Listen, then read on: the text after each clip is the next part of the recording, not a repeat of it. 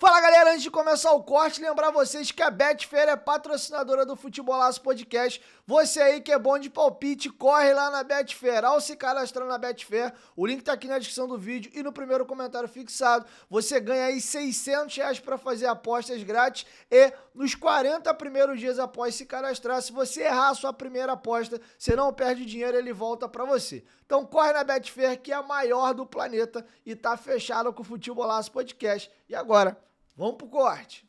Por que que essa semana ela é decisiva? É um pouco óbvio, né?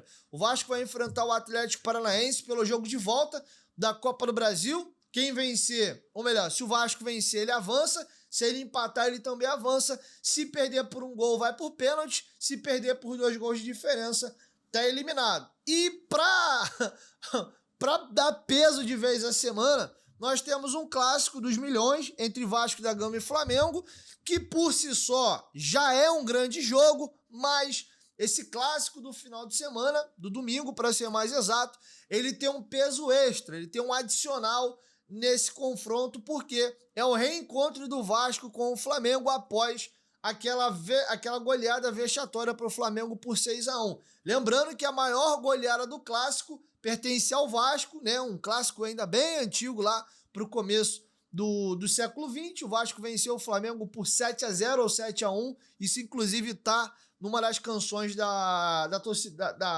numa das canções da torcida do Vasco.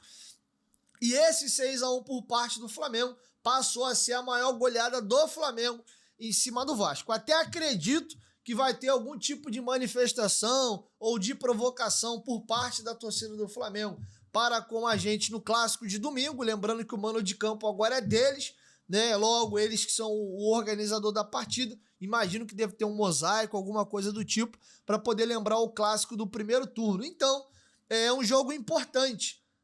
A gente precisa vencer esse confronto e quem sabe até por uma vantagem até bacana para devolver essa goleada. O Flamengo também tem uma semana muito pesada.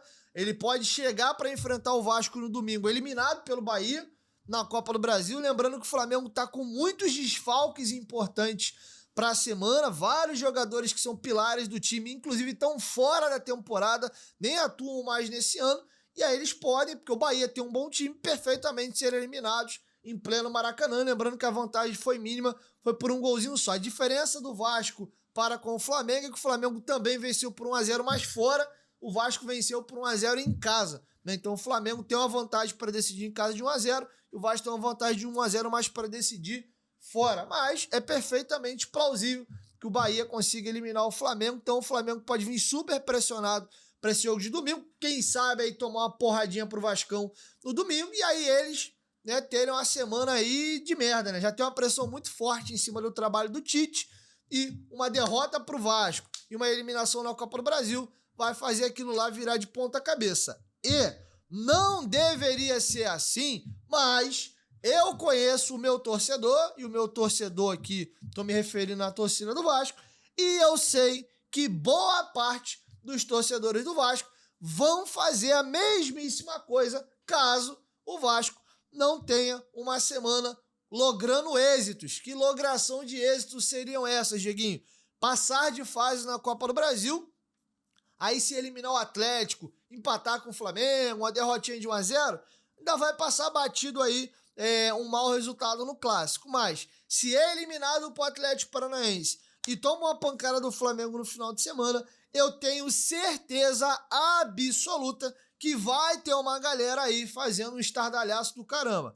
Primeiro que vai voltar a se jogar na cara a questão da não contratação de um zagueiro, principalmente se o Vasco tiver alguma falha, não precisa nem ser do Léo. Vamos supor que o Maicon falhe aí nos 2 confrontos, bater na madeira aqui, se Deus quiser não vai acontecer. Mas eu tenho certeza que vai virar um barril de pólvora aí, caso o Vasco seja eliminado na quarta-feira e também não vença o Flamengo no final de semana, tá bom? Então, eu já tô me antecipando aqui, se Deus quiser vai dar tudo certo, o Vasco vai avançar na quarta-feira e vai vencer o Flamengo, mas já estou me adiantando que o trabalho que o Pedrinho faz e o trabalho que o Rafael Paiva fazem até aqui é muito bom. e a gente tem que ter como parâmetro o elenco que o Vasco tem nas mãos.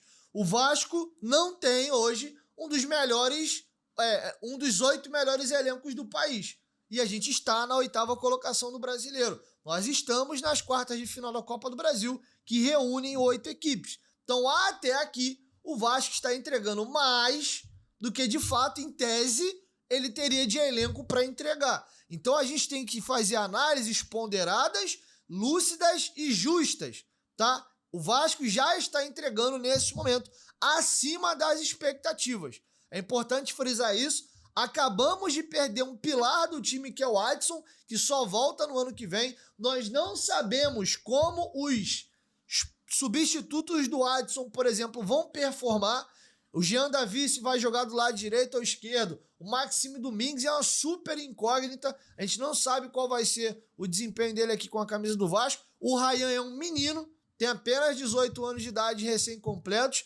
Então, o David também... David não, né? O Rossi, que atua para aquele lado direito ali. Então, nós temos lacunas e buracos no elenco. Então, acho importante a gente ter pezinho no chão e curtir o atual momento do Vasco. Que o jogo de quarta-feira seja um jogo gostoso, que a gente comemore e desfrute de novamente ver o Vasco chegando a umas quartas de final e com uma vantagem debaixo do braço. É importante frisar que o Vasco não vai pegar qualquer equipe. É o Atlético Paranaense, que tem um baita de um time, que vem de campanhas vitoriosas nos últimos anos, ganhando Sul-Americana, ganhando Copa do Brasil, tá?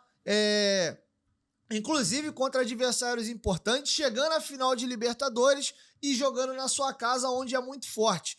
Eu acho que esse Atlético Paranaense é até um pouco inferior a times que o Atlético teve em temporadas passadas e também não é o melhor momento como mandante do Atlético, já que eles vêm até de algumas derrotas consecutivas atuando em casa. Mas todo respeito ao adversário e vai sim ser uma grande eliminatória, um jogo difícil. Porém, a gente tem que confiar no nosso elenco, no nosso time. Esse time tem demonstrado muitos motivos para que mereça a nossa confiança e o nosso apoio, mas caso aconteça uma eliminação, vou bater na madeira de novo, e se Deus quiser não vai acontecer, mas que nós tenhamos maturidade e não criar clima de terra arrasada por causa de frustração, de anos e anos de sofrimento. O Vasco não tem nenhuma obrigação com o elenco e com o time que tem de chegar à final dessa Copa do Brasil e ser campeão, tá? Quem tem obrigação com o investimento e com o elenco que tem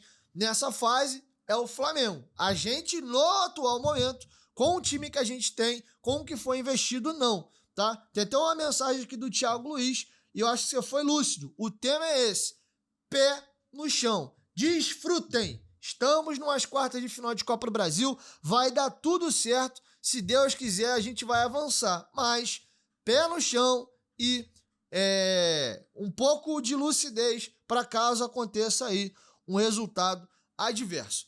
E aí, galera, chegou até o final do corte, aproveita, dá essa moral e se inscreve. Nós gravamos novos episódios toda semana e os nossos cortes vão ao ar todos os dias. Então, se inscreve no Futebolaço Podcast para ter mais conteúdo e até o próximo corte.